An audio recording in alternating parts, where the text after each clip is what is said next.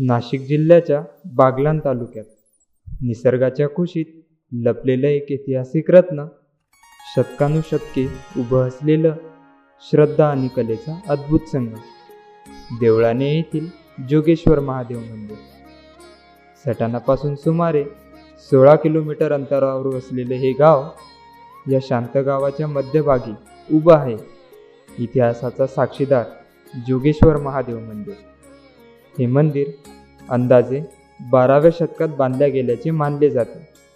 यादवकालीन स्थापत्यकलेचा प्रभाव या मंदिरावर स्पष्ट दिसून येतो.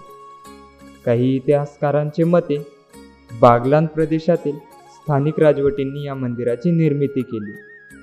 शतकानुशतके हे मंदिर भक्त आणि परंपरेचं केंद्र राहिलं आहे. या मंदिराची सर्वात मोठी खासियत म्हणजे त्यावरील अप्रतिम शिल्पकला. भिंतीवर कोरलेली नक्षी, देवदेवतांच्या मूर्त्या आणि सूक्ष्म कलाकुसर यामुळेच या मंदिराला महाराष्ट्राचे खजुराहो अशी ओळख मिळाली आहे. गाभाऱ्यात विराजमान असलेले भगवान शिव भक्तांच्या श्रद्धेचे केंद्र आहे.